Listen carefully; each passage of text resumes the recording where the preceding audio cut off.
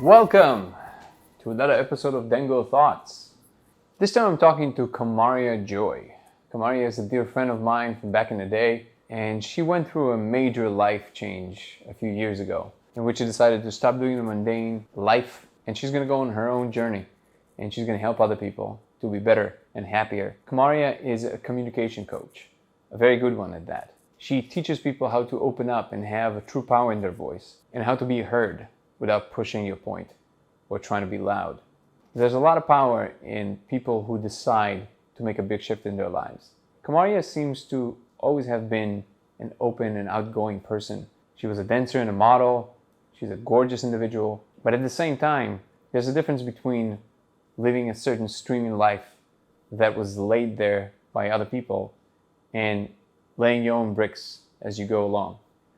When people do that, it catches my attention. So here again, I'm discovering that my show is about much more than just what I believe it's about. And I'm allowing that to unfold. I'm allowing myself to discover and explore and try and find new things that I don't necessarily understand yet about the world and about what I'm trying to become through this and what in fact is happening around us. There's a lot of things that are happening in the world that are not always as straightforward as they seem. I believe to some degree we all understand that and see that, but at the same time, it's always hard to see how any of those realizations can be actionable.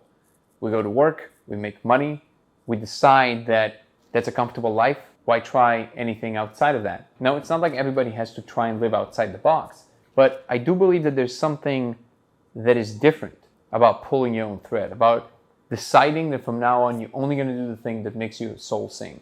And because of that, I really wanted to talk to Kamaria and discover some of her outlooks and why she made the decisions that she made. It goes without saying that it was a very pleasant and insightful conversation, and I would absolutely do it again. I hope you enjoyed it as much as I did. So without further ado, I give you my conversation with Kamaria Joy. Kamaria. Danny! How you doing, beautiful? I'm fantastic. How are you? I haven't seen you in years. Literally years. Been. And not just because of the pandemic. We had like a giant chasm of time in which we didn't see each other. Yeah. So what's up? Oh, man.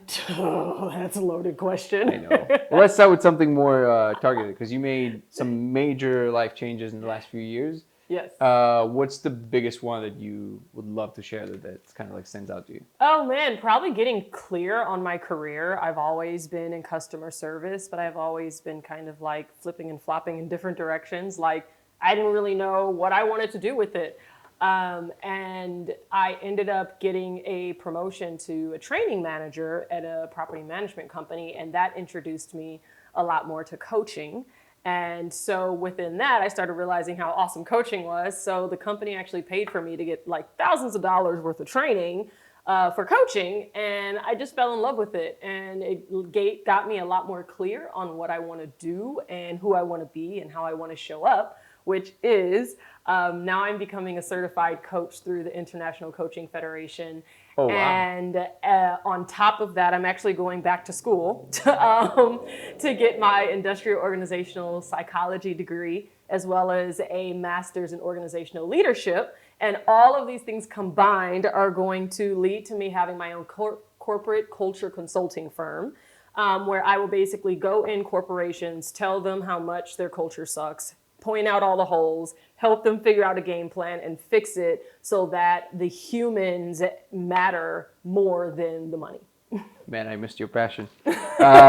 So let's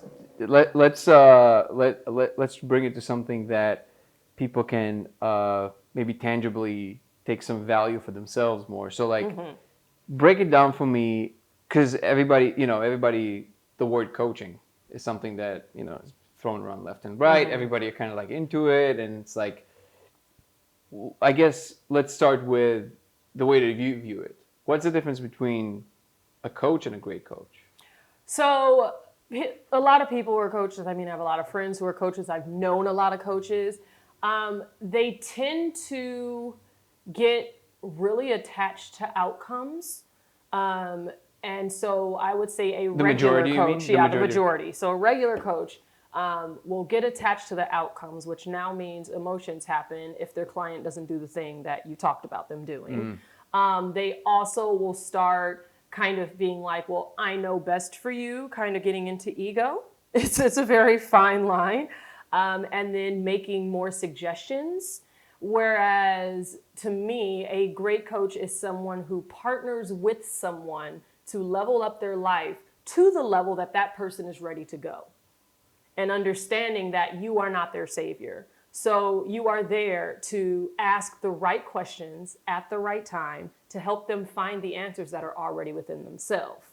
Rather than thinking you're bringing answers to the table for this person or they're going to be lost without you. Like, if you don't do this for this person, when they're ready to level up, the universe will provide somebody else. You're not, what are you? You're not that special. So it's like stepping into things with clients, recognizing and understanding that allows you to be in such a spiritual and humble place to where it has nothing to do with you. It's the fact that the universe has honored you and given you the honor of helping someone better themselves in their life, and they chose you to partner with them on that journey.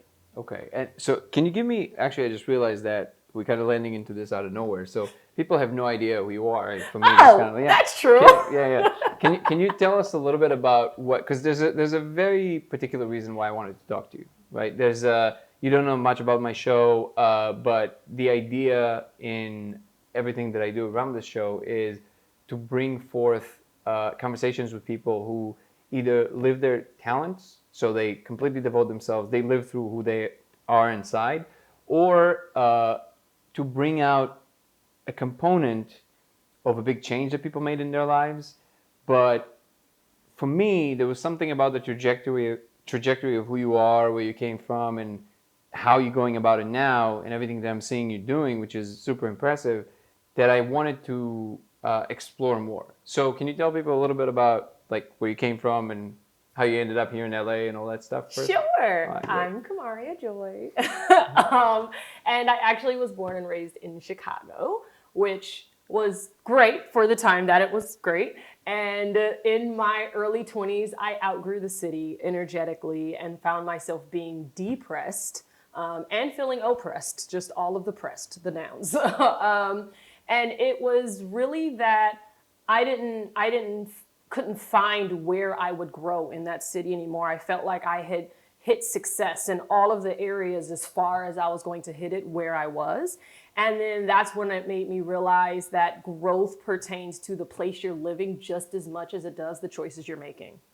So I knew I had to get out. And so as a result, I applied to jobs in 6 different states that didn't have snow and barely had a winter because I was over that shit. And then I basically made a deal with the universe and I said, whoever hires me first through Zoom without me having to pay money to fly to that city and state for an in-person interview, that is how I know that's where I'm supposed to go. So I'm getting all these interviews from all these different places, but everyone's like, okay, well, when are you going to be here? We would like to have you in person. And I'm like, I don't know. So I just kept figuring those weren't the ones for me until finally one day I had an interview with a spa in Pasadena, actually, at Langham Hotel. And between 45 minutes, I spoke to the front desk supervisor, the front desk manager, and then the spa director. And after 45 minutes, they were like, we love you. When can you start? And I was like, in 3 weeks. And so that just launched me into the journey of packing my whole life up in Chicago, deciding what I was keeping and driving across country to be here.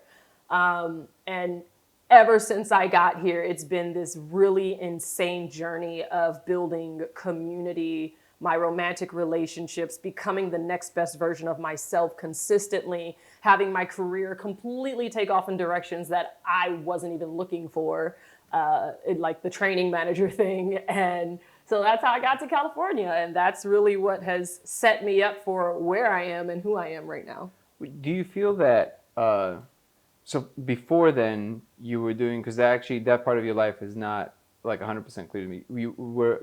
Your main thing was, were you modeling, dancing? What were you doing mostly? So I was dancing full time, and probably about, 30, 40 hours a week I was dancing either in performances or rehearsals, etc. And then I actually, alongside that, was in customer service. So I was working at the front desk of hotels and helping manage, just do all the front desk things. So those were kind of like the two sides of me. I had my corporate side and I had my artsy side. I've always done some acting and modeling, but and it actually, I started getting a lot busier towards moving to California, which is interesting. But then once I got here, I haven't done as much modeling as I was in Chicago. But this is something that, is it because you felt that there's more like a glass ceiling to it, or is it because it just kind of like the vibe wasn't right? I don't think it was my focus. Like how a lot of people come to California focused on the arts. I was coming to California just waiting for the universe. Well, not waiting, that's not the right word. Being prepared for the universe to show me the clarity of what the next steps were in my life. So if that ended up being in the arts, okay. But I actually never wanted to be full-time in the arts because I was determined to be able to keep my passion and also being able to choose in and out of jobs. Because once arts becomes your full-time job, there's always that point where you're like, I got bills to pay. And you take something you wouldn't necessarily have taken had money not been an issue.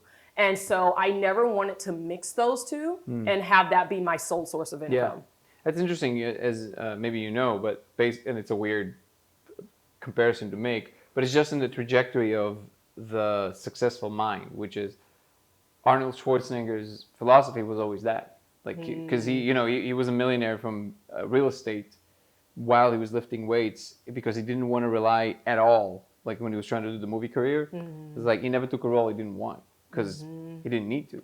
And that's essentially what you're saying. That independence, that freedom to make your own decisions, definitely stems from some economical abilities. But I feel like there's some component of, even when you didn't quite get to a point in which you can just relax and not worry too much about cash.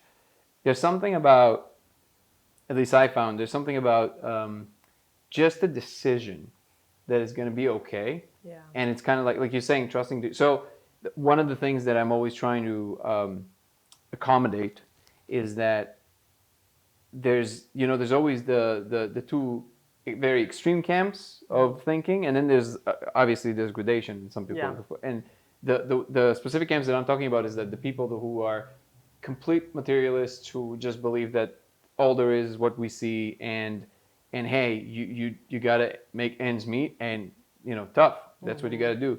And other people who like the other extreme, which is like, oh, let me just ask for a car and it will show up in the mail.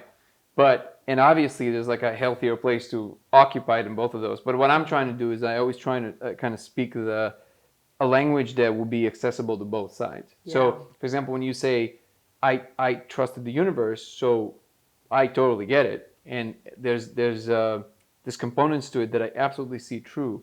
But what do you think, the way that you view it, what do you think that is that when we make that decision, right? Like people would frame it as the law of attraction, whatever you want to call it. Mm-hmm. But what do you think the actual, it might be that you just believe that it is some force that happens, and that's completely valid. I just want to explore your opinion. What is the actual mechanism there? Is it just that because there's a certain confidence you then carry with you, then people respond to you differently?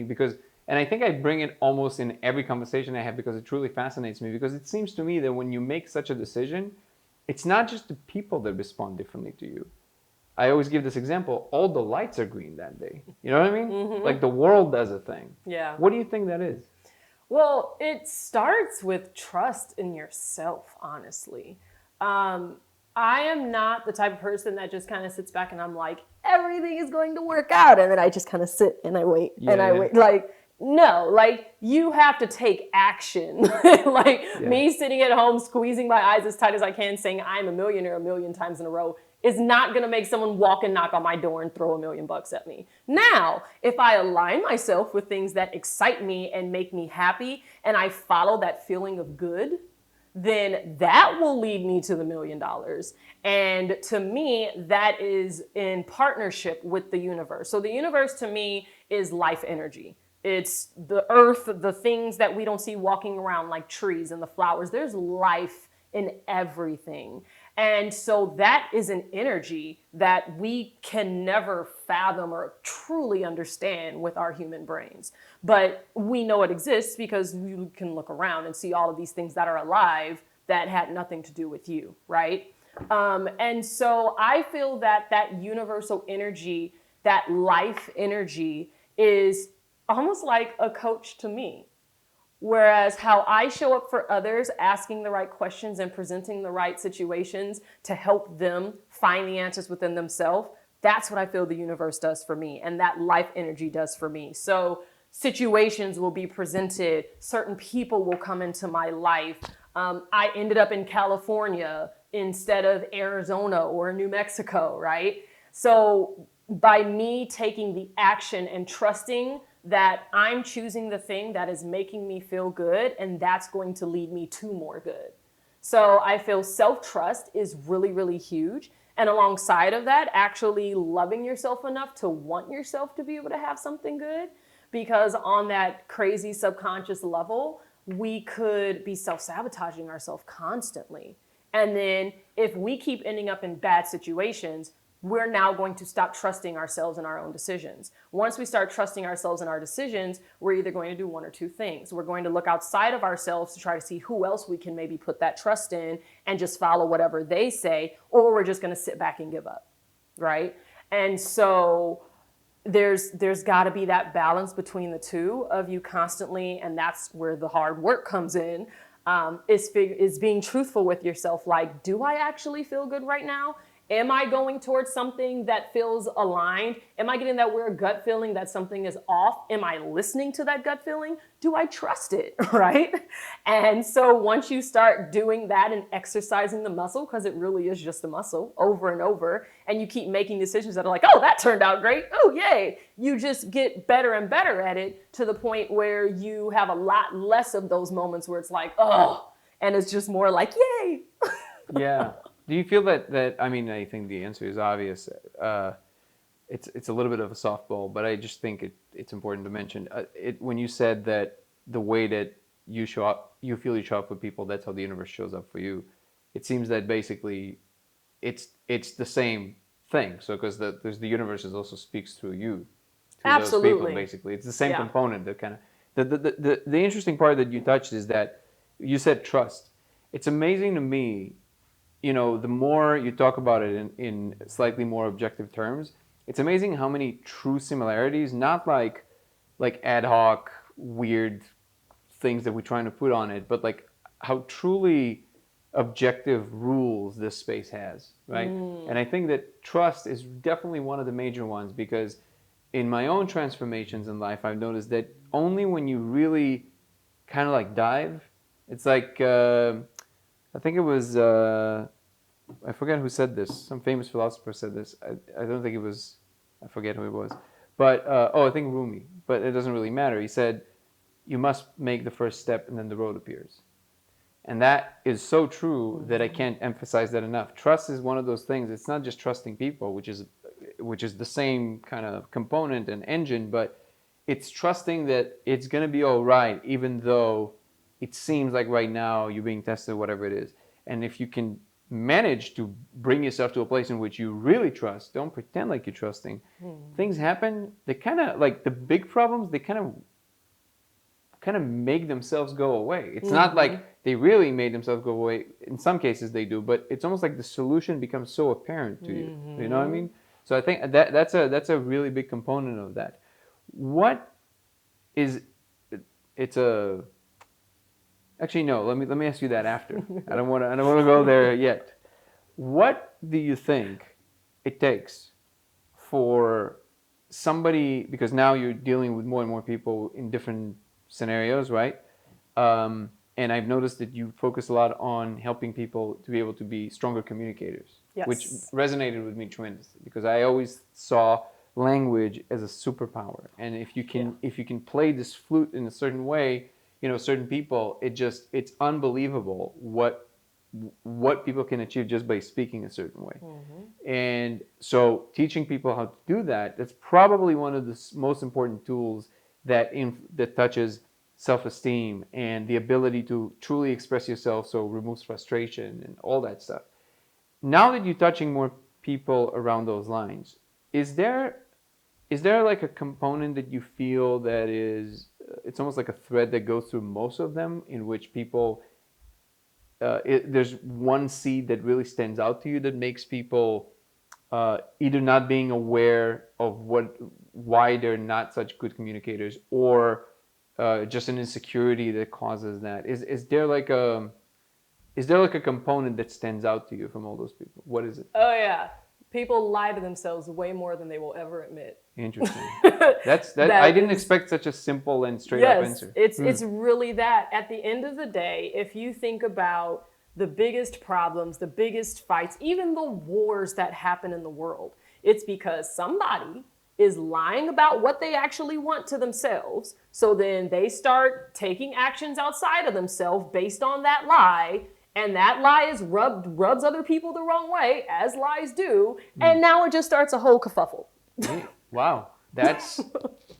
I have to tell you, I didn't expect such a simple, clear answer, but that's amazing. Thank you. That's wow. And okay, so what? Because we all lie to some extent, right? Like confabulation seems to be built into how we perceive the world. Like, Oh yeah. If you want to take it as far as you possibly can, then you can say that even this is kind of like a, it's a version of whatever this actually is, right? Yeah. But were you always striving for this self-betterment, or was there like a pivotal moment for some reason? You might have always been that way. I don't know. To a certain extent, I've always been a very happy person, and I've always been a learner. Like, I am a chronic learner. I always am like, there's got to be something new I can find or learn about this thing. And I get that from my mom. My mom was the person who was bringing us magazine and newspaper articles when we were like 5, talking about read this. And so I've grown up like with my mom bringing information to us, and she wouldn't just tell it to us. We would need to read it, and then we would all sit down and have a discussion about it. And that was my childhood. So that instilled in me that desire to find information and consume it from as many places as I could, and then kind of decide what felt right.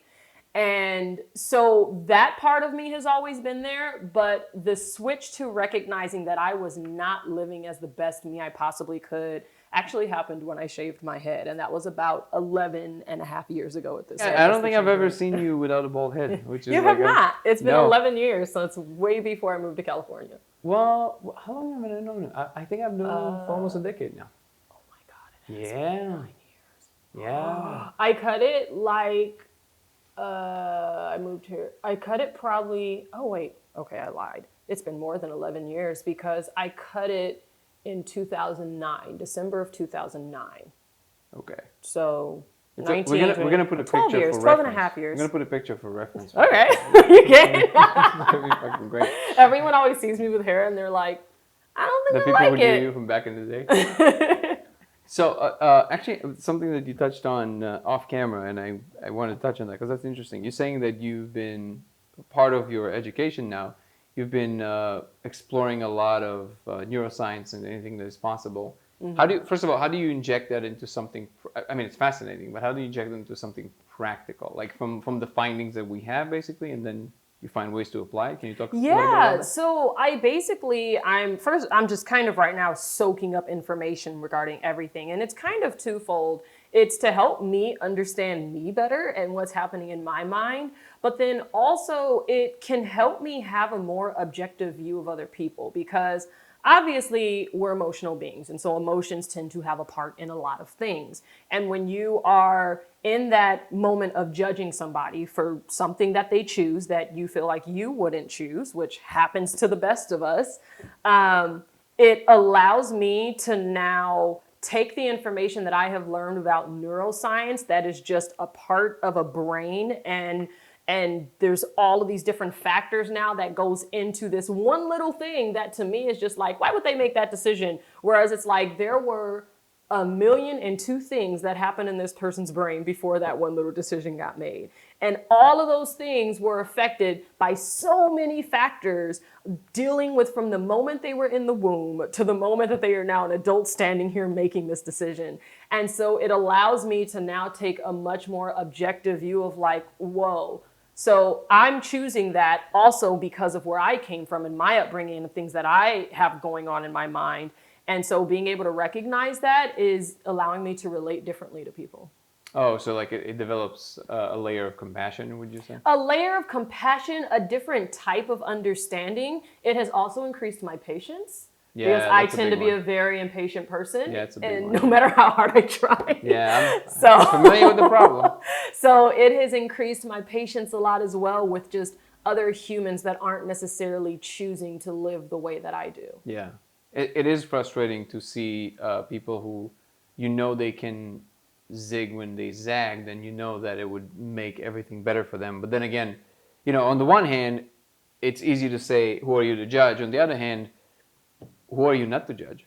You know what I mean? It's like in the sense that if you know what works, who are you not to make us make a point or a stance that or express a point of view that might help. But again, how you express it, right? How you actually approach that, I think that's really the main thing here. But I actually want to push back on that some, because this is something that I have had to learn and deal with in my life. I am a very opinionated person, and I see a better way for almost everything. I just do. But you don't agree that some people do see objectively a better way in some situations? Yes, however, number one, just because it worked for you and 100 other people doesn't mean it's going to work for that person. No, for sure. But there's and the other thing is, the other thing is, it is not always your place to be the one to provide that for the person, because they may not be ready to move forward and hear it and learn it and take that step. Yeah. So I am very much a firm believer, and I'm at that point in my life where I do not just say, oh, I've seen this done a better way, so I'm just going to tell them. No, I will step back, and if I see them like really banging their head against a wall, like where you're just like, oh my God, okay, I'll then ask them if they want to know a different way to do it, or if I could make a suggestion of something that has worked for me. Yeah. And if they say yes, great. I ask them again one more time for permission to move forward and tell them whatever the thing is. And if they say yes a second time, then I will go ahead and give my suggestion or opinion. However, they have every right to be like, no, it's fine. I know what I'm doing, or I know what I'm doing. And then at that point, I'm 100%. Just like, all right, you keep doing that. It is not me to help you through this. So it's good that you said. So let me clarify. I don't mean in the sense, in the most naked sense, in which you just like, oh, hey, I know how to do this better. In the sense that when you acquire a set of expertise in anything, the only way it counts ever is if you actually know a better way forward. Otherwise, there's no such thing as an expertise. And that's and I guess what I mean is that recognizing the difference between when you just want to express something because it's for you, versus you know a better way, and you also know how to approach people in a certain way in which will make a difference, right? Yes, absolutely. So it is a fine line. Yeah. And it's a difficult one to sometimes follow. Yeah. But you know, if there wouldn't be a there, then there would be no point of studying anything, right? That's very true. Yeah. So and I think a lot of the, like you said, a lot of the plights in society, especially everything we went through in the last couple of years, if it's race, if it's just honestly any subject that the society is divided by, the president. Politics, yeah. It's all religion. It's all about knowing the line of when you're trying to say a thing because you're trying to defend a position, or let me rephrase this, because sometimes defending a position is important for the sake of what you believe needs to happen. But then there's a way of communicating both personally and collectively in a way that is, well, A, more productive because people would actually listen. And B, it actually comes from a place of true care for the environment versus true attempt to change the environment. It's kind of like that's the difference between an accusation and an invitation. Yeah. You're either accusing someone, like, why are you being this, or like picking them apart, or you're saying, I'm sharing this with an invitation that if you see some light in it or you see something you may understand about it, then yeah, let's do it together. Yeah. And something that I want to add to what you said, there's a line, there's a paragraph in. Have you ever read Yuval Noah Harari's Homo Deus book? Mm-mm. So he basically wrote one book which is called Homo Sapiens, which is kind of like a very fascinating. Oh. You know what I'm talking about? I know the book you're talking about. So yeah. the next one, he basically kind of, this is more like his projection on what he believes the human race, or what he calls the Homo Deus, which is like kind of like the next level, what it's going to look like and why, right? And one of the things that he outlines there is something very interesting. It's a small nuance, but I never thought about that. He said that we would think that if, he was talking about emotions, and he said that you would think that if somebody would lose more emotions, they would become a more perfect calculating machine. But in fact, what occurs in reality is that people, because that happens, people, for example, get into a car accident and they lose the ability, their emotions become either dull or non-existent because that part of the brain was damaged. And what happens is that they can't make any decisions because there's no drive. The emotions and the actual drive to get over the hurdle of a decision. So they can't decide if they want the brown shoes or the blue shoes, and they can't get out of the house. They don't know if they want to go to the gym or go for a walk. They just simply can't, so they just sit on the couch. So emotions not only are like a component of decision, but they're literally the engine of making decisions. Which is a big one, because I think that when you, everything you're saying about lying to yourself, when you're in this weird tangled up state inside of yourself where you don't even know, you're not even sure that what you're doing is what you really want, but it's some narrative that you created to, you know, to make other people like you or something like that, then all your emotions are actually not aligned with what your actual internal state is trying to do. So you have this weird, disconnect that constantly puts pressure on your existence. And what I've noticed that there's always like natural tendencies to be more, you know, the big five, like you're more neurotic, you're more whatever it is, right?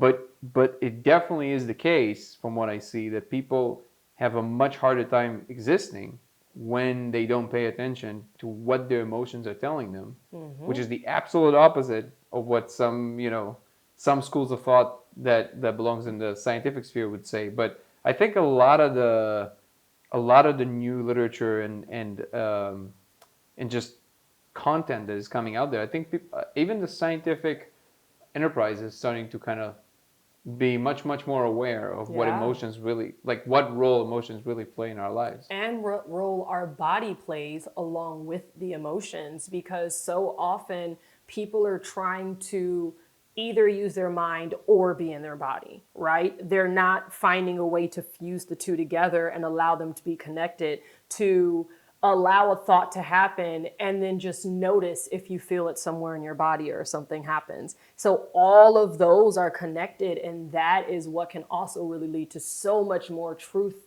self-truth, healing, and understanding. Do you feel that for you personally, this connection between the body and emotion is, let me ask it a different way. If you would have to guess what was the one thing that is your dragon, let's say. My dragon. You know how they say the biggest treasure is behind the dragon, right? So the dragon is the thing you fear the most. Oh, gotcha. Right? So is there a thing that you distilled for yourself, or is there a thing that you feel that is at your blind spot still? Something like that? Or do you feel that you've arrived at a place where you're pretty confident that from here is just a better version of this versus the thing that you're going to discover you didn't even know it's there? So I don't have anything still left that I don't know about, right? I'm aware of all of the things. Even if it's still something I struggle with, I'm aware of it. But I would say the thing that I still have to fight the most is perfectionism. And like letting go of that, basically? Yeah. It was always a thing, and it led me to being a workaholic. It led me to unhappiness. It led me to realizing, like one of those moments where you look up in your life and you're like, how did I get here? I thought I was making good choices. Maybe just like straight lines, you know? It was all behind being a perfectionist and chasing obviously this thing that doesn't exist and recognizing what that meant for me. And then now it's just the journey of learning how the perfectionist tries to rear its ugly head again and again at each new level of my growth. But you don't think that chasing an ideal is also a, sort of an engine that helps get somewhere? Like it's kind of like a fuel? Chasing an ideal? Well, perfection, right? Oh, so like you have an chasing. ideal version of whatever it is. No, I'm not really a fan of chasing anything except what feels good. And it's then you're still very chasing rare. that thing, right? It's very rare that perfectionism in its like ugliest state feels anything close to good. It's usually stressful and anxiety ridden, and there's fear mixed in there, and there's like this desperation for other people to be a thing because you need this thing to look a certain way. Oh, you're talking about that. Okay, so you're talking about like an obsessive component. Like So okay, so I think I we were talking about slightly past each other. I like in my mind, there's always this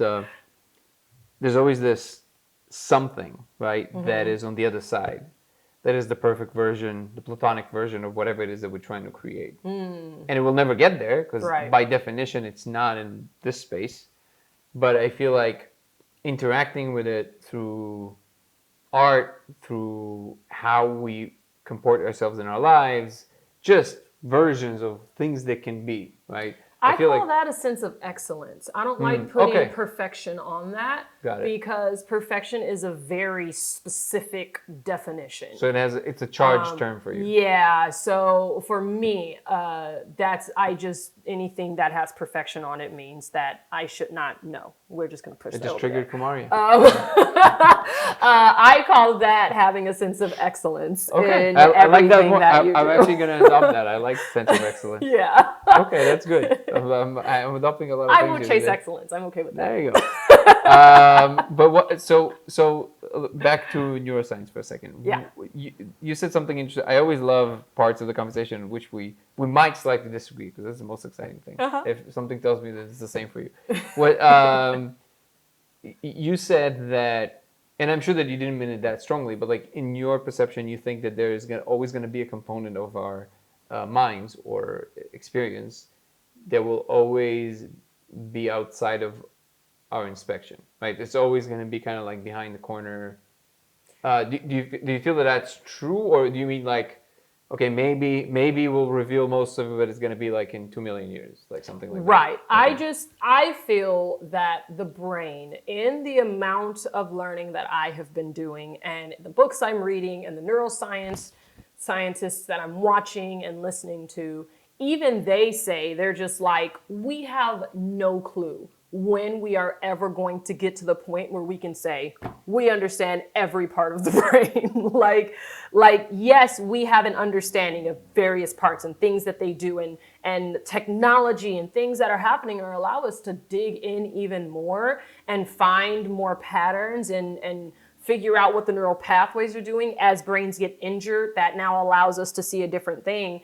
But when you think about it, there are so many ways a brain can be grown, injured, and moved, and all the things that are a part of life, or someone gets injured in a certain way that has never happened before. And now that allows us to dig into that part of the brain in a different way. So I just feel that there are so many different parts and things happening within the brain that, yes, we are getting a lot more understanding of, but I just think it's really going to be like an existence of humankind type study that I don't know if we're ever going to get to the end of. So that's an interesting point that you just made. And actually, let me verify that I got you correctly.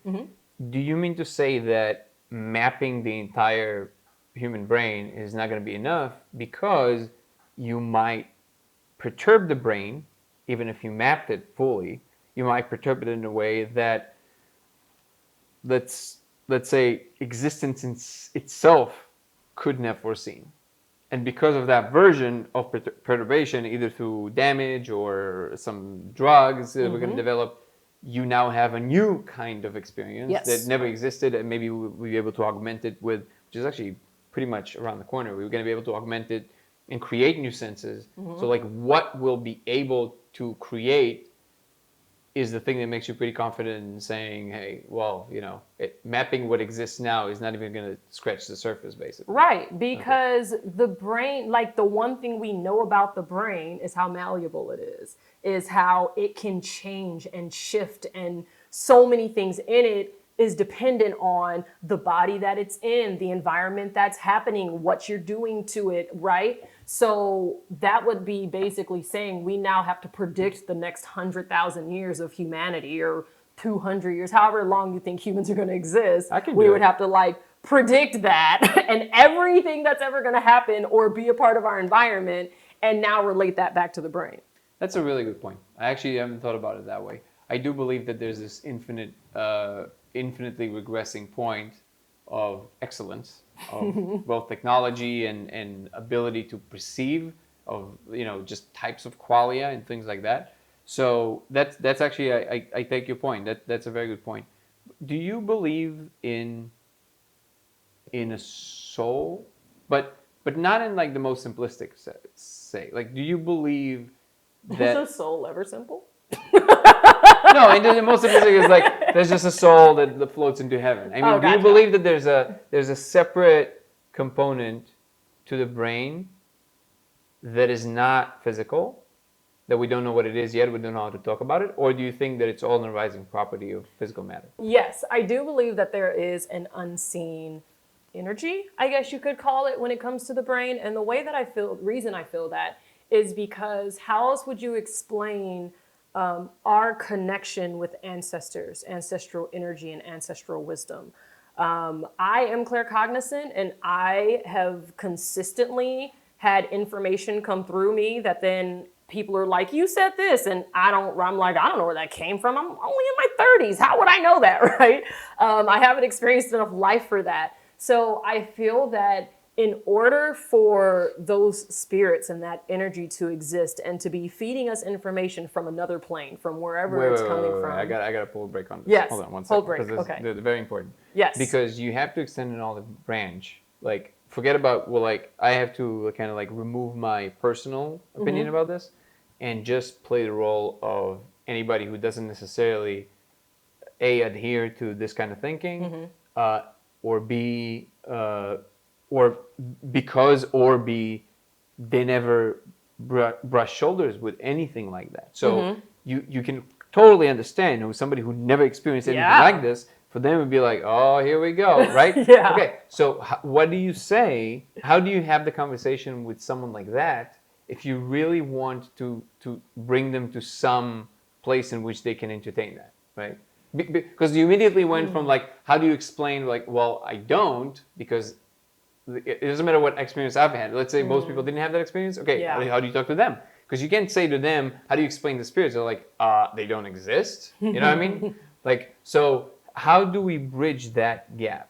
So the best way for me to bridge that would be, everyone has had a moment in their life. If you're a certain age, right? You've had a moment in your life where you have used the term, I had a gut feeling. Right. Where you're just like, no, something just didn't feel right. Can't explain it. Can't just say, oh, it was this moment and this is what it looked like. I just had a gut feeling I was not supposed to be there. I was not supposed to do this thing, or whatever it was. And that's what we call intuition, right? We say that each of us have intuition. Right. So I just think of hearing clear words from people that may not be there as basically like a level up of intuition. So to me, it's all coming from the same place, where it's like, you can't just say, okay, intuition is a white circle that is sitting on this table and we can very clearly see it, tangibly touch it and everything. Right. No, even if you say it's in my gut, okay, your gut is intestines and a stomach and a bladder, right?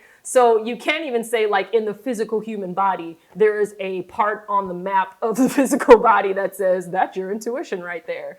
So to me, it is that unseen, unexplained feeling, because it's not this tangible thing. It is that the intangible, that unexplained feeling, that unexplained thought, that unexplained, I know I shouldn't be doing this, or I know they shouldn't be doing this.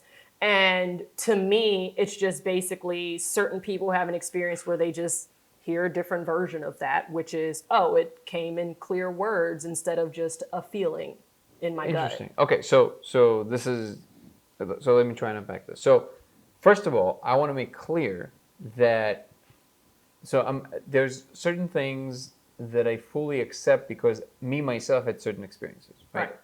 But like I said in the beginning, I always try to speak the language that kind of bridges the gap, right? Because I want, if some, like Terence McKenna once said, if it's real, it can take the pressure. Yeah, for sure. Right? Yeah. If you can't speak about the real thing, then you're pussyfooting around it, then it's not real. So first, let me offer you an alternative explanation to what I can totally see being like a reasonable explanation of what this intuition is. Yeah. From like a completely physical standpoint. Sure. And then we can talk a little bit deeper into like the more like juicy, like, what we believe about it, right? Yeah. So one very plausible explanation that I can put forth is that what your brain does is that you walk into a room, there's a bunch of things happening, right? So let's use something very specific. Let's say an electrician has been doing it for 30 years. Yeah. Right? So there's a difference between somebody who's been doing it for 30 years walking into a place and somebody who's just been doing it for a couple of months. Yes. Why? Absolutely. Because the person who's been doing it for 30 years, they have absorbed such a large variety of situations that can happen that their brain basically dialed in. This is my alternative hypothesis, right? The brain basically dialed down like the very complex situation that might occur to sets of physical emotions that literally almost like catalog types of situations. So basically, in order not to work that hard. So it's like, hey, I see this wire over there, I see that, like this type of emotion that I recognize, that they probably don't think about it like that, but I recognize it, and then they associate it, like they look in the library, like, oh, that means that most likely it's this scenario, right? So that's an intuition of an electrician. Now, the intuition you're talking about, it's slightly different, but it's not that different. It's slightly different in the sense that it applies to just a general experience, right? Like, I knew that I needed, somehow before the car cut right in front of me, I knew I needed to do this, for example, right? That's what you mean. But it's not that different because if you inject the idea that, well, the same way that the electrician had 30 years of experience, our genes had all those thousands of years experience, right? Yeah. And they put that in us, right? So that's an alternative explanation. Absolutely. For that, right? So now, with that in view, I have to admit that there are situations, this is where, the devil's in the details, right? The specifics really matter. Because when I hear people say, I came to this party and then I had a bad feeling and then I had a fight with that person, I'm like, go fish. Because there's so much of a self-fulfilling prophecy here, right? Yeah. Because there's like maybe you had a stomachache you didn't notice. And then makes you a little disgruntled and not the nicest. And you know what I mean? Yeah. So that explains that pretty easily. However, I know from experience that there are situations in which, actually, let me give you a perfect example. And that literally just happened. So a friend of mine texts me, says, hey, I had a dream about you, right? And it was enough of an emotional impact, even though there was nothing dramatic there. For some reason, it was enough there for me to tell you about it. So he texted me. He said, we were in your store of your brand, fuck it brand, and then you gave me a tattoo of something cute. I'm like, okay, cool. He was in New York, so he's like, so we kind of talked on the phone, had some laughs. A week goes by. We're sitting in my sister's, and her kids went to sleep, and we're sitting, me, my girlfriend, and my sister. And then we were just chatting, and then she goes, oh, I forgot to tell you. A week ago, I had a dream about you. I was like, this is real. This happened. Okay? Yeah. I go, stop. Let me tell Kelsey, my girlfriend, what my friend told me the same thing a week ago, and he told me what the dream was. Let me tell her what the dream was. On the off chance it's the same thing. I whisper in her ear what he said, and then she proceeds to say, you gave me a tattoo, and it was a cute caterpillar, and I was very upset with you for, and both me and my girl, she thought we were in on this. Yeah. She was just like, what? This is not. I get the skepticism around. Oh, I had a dream. My friend broke his arm and he fractured his foot a week later. Right. You know. Okay. You know. But this is the same dream. By the way, the same day. So this was. I was like, what day was this? She's like, I think it was Rosh Hashanah, which was the previous Monday. Yeah. And he called me on Tuesday morning to tell me that it was the same night, the same dream. Huh. So that. Okay, yes, very unlikely things in an infinite universe happen all the time. That is true. Mm-hmm. However, we are in a very small corner of this universe, and certain things, I think, shouldn't be brushed off so quickly. Yes. Because that is crazy. Yeah. That's pretty crazy. Yeah. Right? So now, I don't know what the significance of this is, but this truly happened. Right? And there's cases like these. Yeah. Now those, I would say, okay, let's talk about that, right? So like, and all of that is a very, very long-winded way of saying, I agree with you, but as two people who agree on the subject, I really want to find a way of people who, like, you know, if we're committed to true knowledge, and there's a real thing there.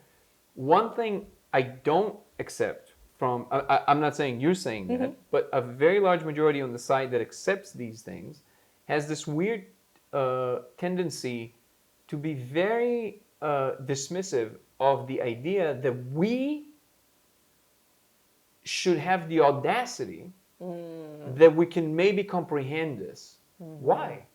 Why can't we find a way to talk about this in real terms? Right? Yeah. If there's a real thing there, absolutely. If this is part of the world, why can't we find a way to talk about this? Because maybe it has some serious significance that we need to figure out, right? Yeah. So now, everything that you're saying to me about personal growth, about how you understand that there's, certain things that will work for people, certain things won't work for people, and it does seem that there's those regularities around how you feel about the thing you're doing and versus what outcome it actually produces, beyond the regular explanations around, well, you felt better so you acted better. There's things like what I just described seem to play a role in certain situations to a very large extent, and so I'm pretty sure that sometimes this can swing like fates of countries. You know what I mean? So I think it's an important thing to talk about. So now, all of that on the table, right? So now let me ask you this. If we, in fact, are living in this, some kind of a space that is part of a larger space, right? Did you ever explore, you might have not, I don't know, but did you ever explore ways in which you can probe that more reliably? As in, like, did you ever try and run an experiment as in, like, not after the fact, but like, hey, I'm going to do this thing. I want to see if this specific thing happens. Did you ever do that? Maybe. Well, it would literally mean be sitting here and combing through my brain because I tend to be I like proof. That's kind of the way I live. And while I know I'm talking like about spirituality and the things you feel and being claircognizant, like I also am very much I like proof person, which is what fascinates me so much about neuroscience. And the reason I even started diving into neuroscience, which is interesting, is because I was like, I want to have the scientific information of what's happening within our body to now partner with the spiritual thought process of things that I have now experienced or seen or understood. So your view of the world is constructed, because I really want to explore this. I'm fascinated. I'm truly fascinated by this. So specifically by what you're telling me, so I'm getting there. So you're saying that you have a worldview that is painted by your experiences, which, as I'm sure you can probably guess if you just talk to somebody who's, again, purely subscribes to the physical, they'll just, be like, oh, yeah, schizophrenia, right? So right? But we both know that there's a big difference between the the deep confusion, the people who truly are ill in some forms, and it's very unfortunate. Which, by the way, I'm not ruling out the possibility that maybe they do gain access without a map. Like, it's just very fragmented, so it's very confusing. Yes. And at the same time, everybody are telling them they're crazy, Right. which doesn't help. Right. Right. So they go crazy just out of that because of this alienation thing, right? But you're saying that the intuition is accompanied by actual, like, physical voices that you hear, and they tell you what usually, like a thing that's going to happen, or like, hey, stay away from this, or it's more of a, is it more of a hum, or is it like words? I would say it depends. So the words come when I need to give a message to other people. Interesting. If it is myself, just because of me exercising the muscle of my own intuition so much and building my self-trust, it doesn't have to come in words for me. I would just literally feel like my body will tighten up and I'll be like, oh, this is really not good. I'm going to go this way now. So for me personally, I get all of my information from the physical feelings, things, whether it's kind of comes from this area. Sometimes my chest will tighten. Sometimes it's my throat. Like, different parts of my body will literally like contract and warn me. But as far as the actual words, that comes when someone else needs to hear something that I guess I've been chosen to share with them. So you're saying, and this is where I guess where the idea of channeling comes from, right? Because a lot of interesting. So because for me, when I look at most of the cases, again, I'm very open to what you're saying. So I just want to be clear about that. But I do have to admit that whenever I see the majority of the big gurus or the people that get famous from channeling, I do see a giant red light there. Which absolutely. Is, you know what I mean? There's this thing where you're just like, that's, why would they, it's when money becomes a part of the gift. Yeah. So you think there's a gift? There is a gift that exists. Are all these people making money doing it? Do they have it? No, make money, but it's beyond that. It seems to be. It also, between ego and money, I would say those are the two things that start to construe it, to where your emotions get to be a part of it, and you start to self-identify with that gift. Like, without that gift, you are no longer you, and you no longer have that power or show up the way you think you do. And so what happens in that case is you now start forcing it or pushing it, or even lying and acting like you're in it, even when you're not, because this is now your identity and who you are. And without that thing, you are not. So basically, then you become misaligned with whatever. Absolutely. And do you feel that the source then still, do you feel, and this is a real question, or maybe you don't know, and that's okay. Do you feel that that source, wherever it comes from, severs the connection if somebody's become more negatively charged, or they keep talking through them? No, that can absolutely happen. But can it also happen that they're going to keep talking to them, or the more negative entities are going to start talking to them? Maybe. I don't know, because I've never experienced it. Got it. I've never had someone in my life where it was like, oh yeah, no, they're saying something that's still very accurate, even though they're a hot mess in this corner over here. I've never experienced that in my life, but I also am not one to be like, oh yeah, they're just going to cut you off because you're being a human or you're in your ego or whatever. Like, no, I'm not sitting on my too big for my britches, like saying even that. I don't know, because it's obviously a power and a spirit and an energy way bigger than any of us to be giving information of things to people that we don't even really know. And I even doubted it within myself for the longest time. Growing up in my 20s, I was just kind of like, this is woo-woo. Like, I was one of those people who was like, I don't really believe this. It wasn't until there were like 4 different situations with people that I did not personally know, and I kept kind of feeling like I needed to say something to them. And so I would start talking, and then all this information would come tumbling out, and their face would just turn white, and they're just like, how did you know that? And I'm like, I don't actually know. And I had no answer. And that's when you just levitate. Exactly. And my eyes rolled up in my head, and the whole thing happened. That's amazing. But I want to learn that trick. That's a fucking party trick. But so it wasn't until it happened through me multiple times that I even believed it was a thing. That's crazy. Like I live by proof. I need proof of things. So that's again why I also study science, is because I want to be the type of spiritual person that can then have a scientific conversation about it. And it's not just you have to have faith and believe in the unseen. Like, no, like let's get real. There's other viewpoints and ways to go about this. No, but also there's the fact of the matter. Yeah. That's what I believe, and that's or I don't even, when I say that's what I believe. To me it feels like a weird word to use in this sense. There's certain things that I just like, they just follow from. It's not ultimate truth is one of those examples where people are like, no, there's no ultimate truth. I'm like, say what? Like it's not even like an option. It's not an option. There's a state of the matter of the world the way it is this second and this second and this second. No matter how many dimensions, no matter how many times, no matter how complex, no matter how outside of the reach of your understanding it is, that is as it was just this second. That's the ultimate truth. Yep. So for you to deny that, I don't even know where you're beginning to enter this place, right? Yeah. It's not an option. Yeah. So I think that if we develop linguistic tools that become more, I guess you can say, fashionable, like more, because usually there's a type of rhetoric that is accepted in different circles. Yes.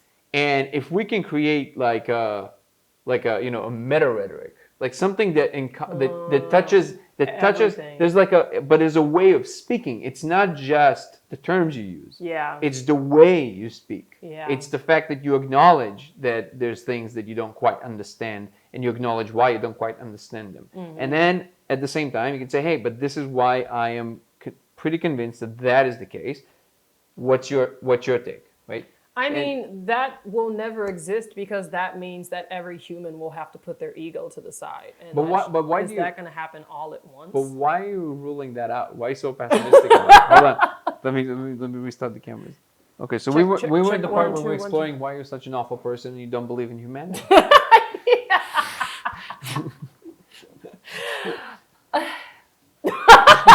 I guess. Maybe I'm cynical. I don't know. No, but but this very I guess I can only go based off what humans have done up to this point in our existence. But then what's the point? Ego has never not been a part of the human existence. But fighting has never not been a part of the human existence. But what if we standardize meditation in kindergartens? I mean, okay, but you don't think it's going to do the trick? Not for all of humanity, no. After 20, 30 years, it will. No, because there's still like whole other generations that exist with whole other mindset and processes, and all of them are not going to just turn around and be like, you know what, we should do what the kindergartners are doing. Let's all go on meditation and die to our egos and get along with everyone. No more wars or fighting. Like, I just don't. No. Happening. I'm not saying no more wars. Sometimes you got to fight wars because it's fun. No, I'm saying it's fun. No.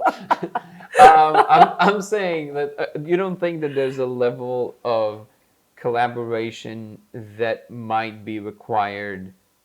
You don't think that there's going to come a point in which, because of what we're doing, it's going to require a type of collaboration that simply, if you have this like very strong component of ego that is toxic, it simply will make the system crumble. So like now we're still not at the boundary of how much leeway we have with this. Mm-hmm. But let's say I can totally see a day in which, we truly have to become like, not as a thing we say, but like truly become a global civilization, because we now have to collaborate on between different planets. So you can't just be like, hey, I want this or I want that, because you won't have the system that provides whatever it is that you have, right? I feel that. Like from purely a pragmatic point of view. I feel that humans, the one consistent with humans is there are always rebellious ones. There are always a group that decide they want to go against everything that there's proof of and do their own thing just because they're fucking a human, right? Like flat earthers, you mean? Seriously, we can have literally this table can be the most solid proof that tables exist, and there's going to be a human that says that's not a table, that's a chair, just because they want to go against what everyone else is saying. Oh man, that's really funny. So that it's proven throughout all of history of humans existing, there is always a group of humans that have to rebel, even if it's the most stupidest of stupid that has been proven that it's stupid.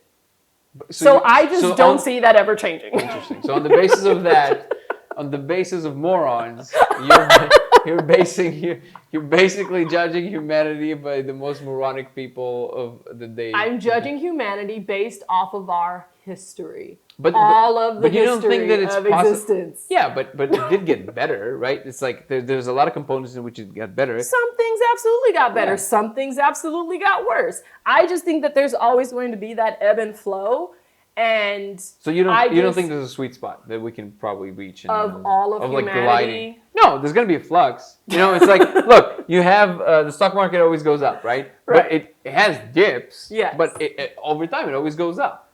I definitely think it's possible things will get better in certain areas. However, what you were saying, where there's just going to be this very general thing where everyone is on some sort of the same page. Not like a utopian thing. I just mean that the most rebellious among us and the most, let's say, fact disagreeable among us are still having. There's a version of those people that is, in comparison to today, it's like it's a very vanilla version of that. It's not like there's always going to be the psychopaths, right? But if we grow as a society to a level in which it's just that's a blimp that completely negligible, right?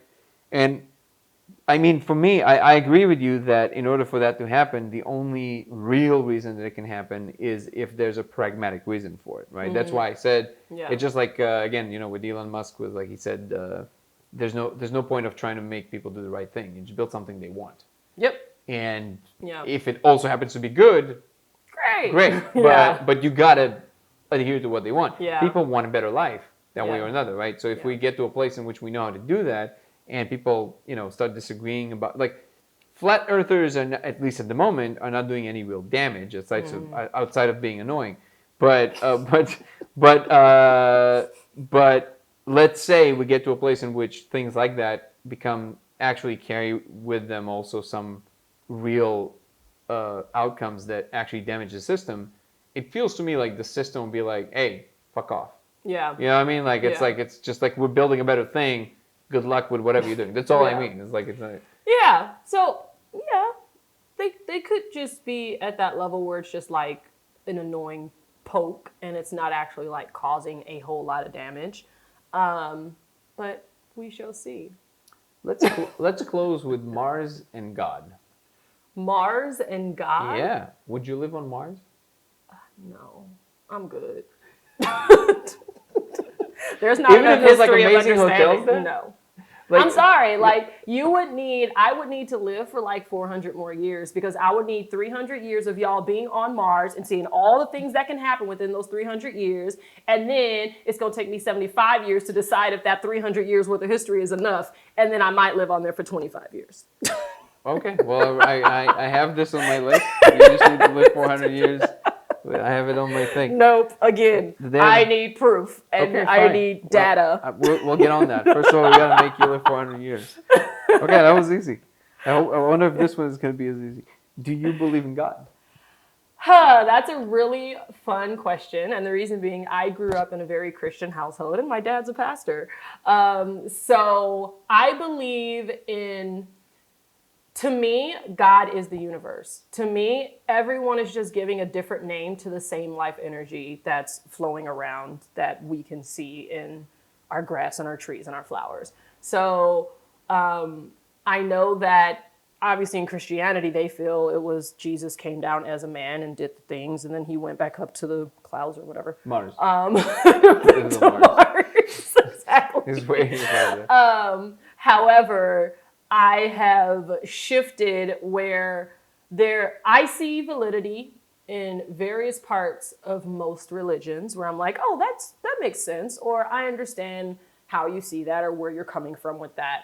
However, I don't believe that God is this person that made a physical being that then brought the being back up to the So sky. you believe that life energy that permeates the universe is conscious, Yes. aware of itself? Yes. Okay, so it's just like, I don't know if that's very different. The only difference is that one has a beard. Right.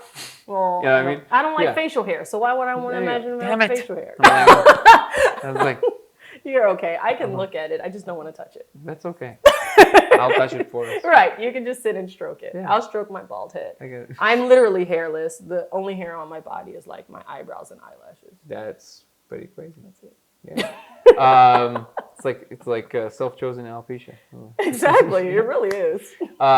So, but honestly, what is the like? I'm not asking about the validity. That's a different question. Like, is it playing a good or a bad role in the world? Like the fact that religion is a thing.